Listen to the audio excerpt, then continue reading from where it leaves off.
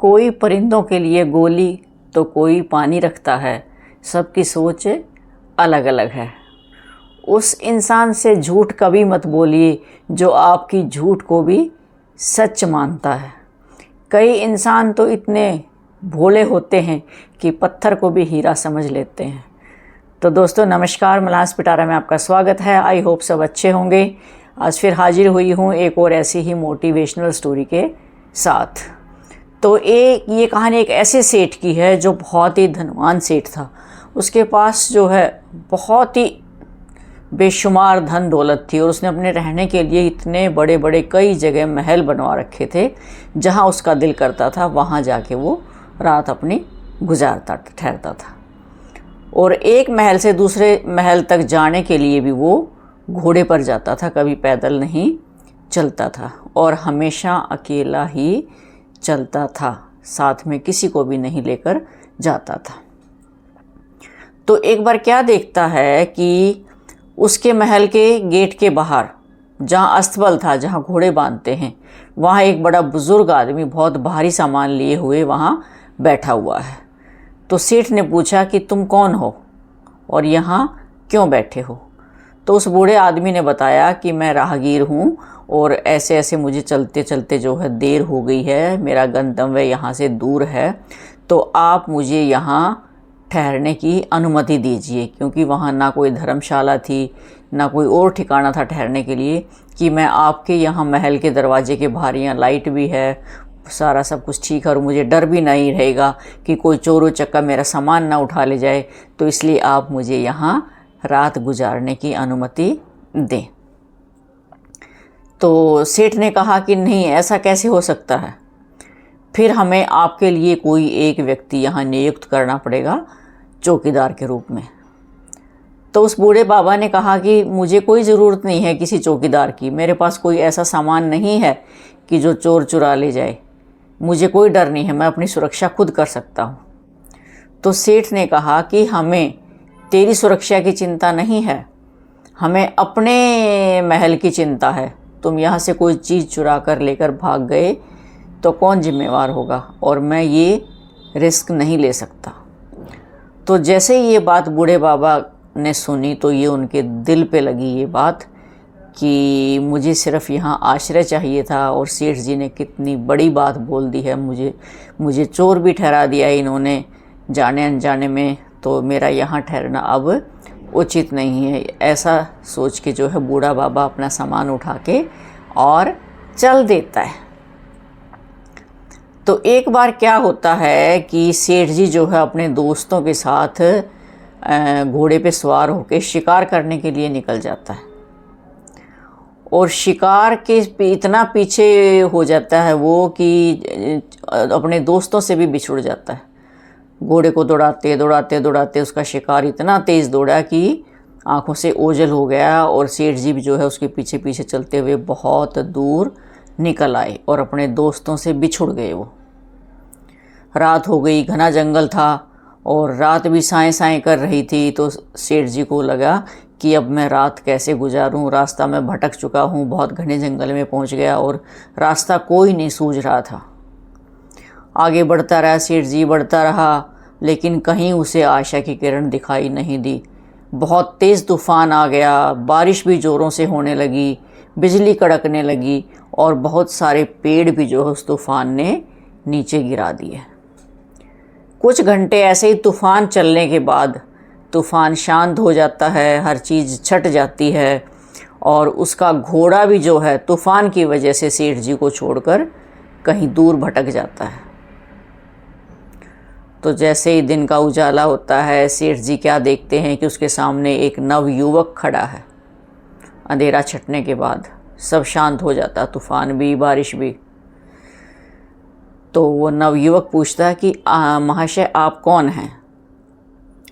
तो सेठ जी ने अपना परिचय दिया कि मैं फलां नगरी का बहुत बड़ा सेठ हूँ, मैं शिकार करने के लिए निकला था अपने दोस्तों के साथ और मेरा शिकार मेरी आंखों से ओझल हो गया, उसकी चाहत में मैं चलता गया और मैं अपने दोस्तों से भी बिछुड़ गया और मुझे जंगल में रास्ता ही नहीं सूझा, यहाँ तक कि मेरा जो घोड़ा था वो भी जो है इस तूफ़ान में मेरे से बिछुड़ गया है, कहाँ चला गया है पता नहीं। और अब मैं क्या करूं, मुझे कोई रास्ता नहीं सूझ रहा। तो वो जो लड़का है वो कहता कि कोई बात नहीं, यहीं पास में ही हमारा घर है, आप मेरे साथ चलिए, आप वहाँ विश्राम कीजिए, फिर देखते हैं, सोचते हैं। तो सेठ ने पूछा कि भी मैं एक शर्त पे ही आपके साथ चलूँगा, क्या आप मेरा घोड़ा मुझे ढूंढ कर ला देंगे? तो उस लड़के ने कहा कि हाँ, ये जंगल जो है मैंने काफ़ी घूमा हुआ है, मैं परिचित हूँ इस जंगल से, मैं कोशिश करूँगा कि मैं आपका घोड़ा जो है वो ढूंढ कर ला दूँ। बड़ी आओ भगत की गई सेठ जी की, क्योंकि उन्होंने सीखा था कि मेहमान भगवान का रूप होता है, अतिथि देवो भव। जैसे ही रात हुई, उसको दूध का कटोरा भर के ला के दे दिया उस लड़के ने कि लो आप दूध पीजिए। तो सेठ जी ने पूछा कि क्या तुमने गाय रखी हुई हैं? तो लड़के ने कहा कि नहीं, हमने बकरी रखी हुई है। तो फिर सेठ जी ने पूछा कि क्या बकरी इतना दूध दे देती है? ये तो 1 लीटर दूध है। तो उसने कहा कि हाँ, हमारे घर में यही दूध उपलब्ध था और मेरी माँ ने कहा कि पहले अतिथि को पिलाना चाहिए, हमारे लिए चाहे बचे या ना बचे, अतिथि का सत्कार जरूर होना चाहिए, इसलिए ये दूध आप ग्रहण कीजिए। सुबह हो जाती है, लड़का सेठ जी का घोड़ा ढूंढने के लिए निकलता है और काफ़ी मेहनत के बाद जो है उसे घोड़ा मिल जाता है और वो घोड़ा लाके अपने घर के सामने एक पेड़ से बांध देता है। तब तक उसकी माता घोड़े को जो है घास दाना चारा खिलाती है। हालांकि जंगल में चर के आया है घोड़ा, लेकिन फिर भी उसकी माँ के अंदर वही सेवा भाव कि ये अतिथि का घोड़ा है तो हमने इसको भी घास दाना खिलाना है, ये भूखा ना रह जाए। और सुबह सेठ जी को जो है नाश्ता भी करवाया गया, फिर से दूध पिलाया गया, उसकी खूब सेवा आव भगत की गई बड़े अच्छे से। तो सेठ जी बड़ा प्रभावित हुआ और सेठ जी ने कहा उस लड़के से, क्या आप मुझे इस जंगल से बाहर का रास्ता दिखा देंगे? तो लड़के ने कहा हाँ ज़रूर, क्यों नहीं, आओ चलिए मेरे साथ।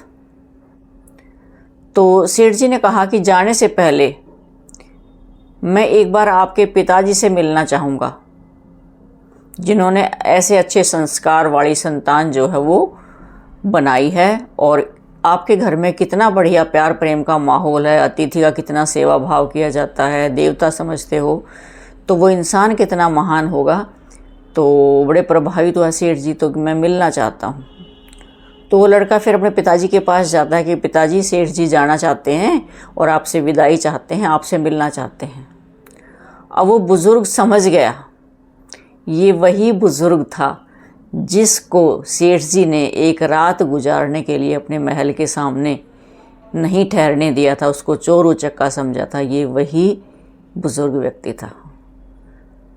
तो बुज़ुर्ग व्यक्ति ने कहा अपने बेटे से कि बेटा कोई बहाना बना दो कि मेरे पिताजी बीमार हैं, बिस्तर से उठ नहीं सकते हैं, मैं उनके सामने नहीं जाना चाहता, अगर मैं उनके सामने जाऊंगा तो उनको आत्मग्लानि महसूस होगी मुझे पहचान कर, और मैं नहीं चाहता कि कोई भी अतिथि मेरे घर से जो है वो दुखी होके जाए, दुख के भाव लेके जाए। तो लड़के ने ऐसा ही किया, सेठ जी को कहा कि मेरे पिताजी बिस्तर से नहीं उठ सकते हैं और आपका बहुत ही स्वागत जो किया है उसमें कोई हमारा एहसान नहीं है, ये हमारा फ़र्ज़ होता है सेवा पानी करना, और आप जा सकते हैं, मैं आपको आपका रास्ता दिखा देता हूँ। तो सेठ जी कहता है कि नहीं कोई नहीं, मैं ही उनके पास जाकर उनसे मिल लेता हूँ, उनका धन्यवाद तो ज़रूर करूँगा जिन्होंने मुझे इतना मान सम्मान और आव भगत की है। तो सेठ जी जैसे ही जाते हैं उस बुज़ुर्ग आदमी के पास, तो देखते ही जो है उनका चेहरा सफ़ेद पड़ जाता है, सन्न हो जाते हैं कि ये तो वही बुज़ुर्ग आदमी है जिसको मैंने अपने घर के बाहर सड़क पे भी जो है ठहरने के लिए जगह नहीं दी थी, और इसने मुझे अपने घर में रोककर इतना मान सम्मान, इतना सत्कार दिया है।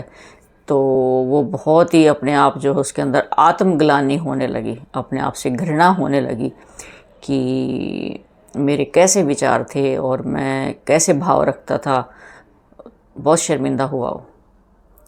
लेकिन वहाँ से देखो वो क्या सीख लेके जाता है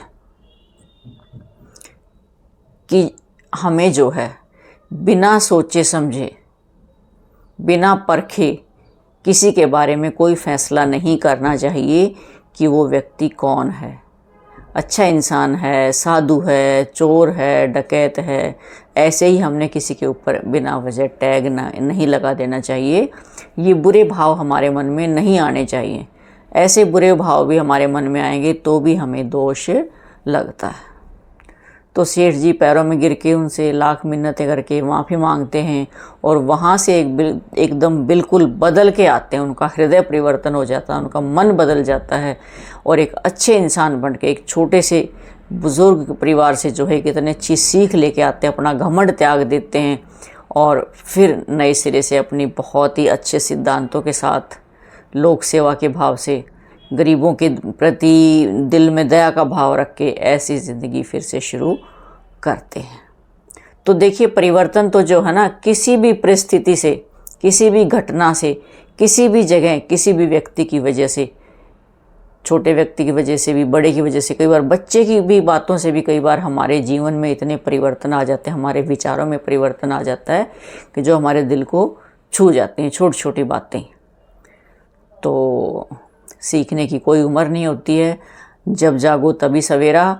तो इस कहानी से यही सीख मिलती है कि हमें जो है सबके प्रति बहुत अच्छे भाव रखने चाहिए। हाँ, नज़र रखें, हर चीज़ को परखें, परखने की आपके अंदर क्षमता होनी चाहिए, लेकिन बिना वजह, बिना सोचे समझे हमें किसी के ऊपर कोई भी ऐसे शक नहीं करना चाहिए। बहुत बुरी बात है। तो ये थी हमारी आज छोटी सी शिक्षाप्रद कहानी। आई होप आपको कहानी अच्छी लगी होगी। तो अच्छी लगे तो वीडियो को लाइक करें, शेयर करें, कमेंट करें और चैनल को सब्सक्राइब ज़रूर करें। मिलते हैं एक और ऐसी मोटिवेशनल स्टोरी के साथ। तब तक के लिए बाय बाय।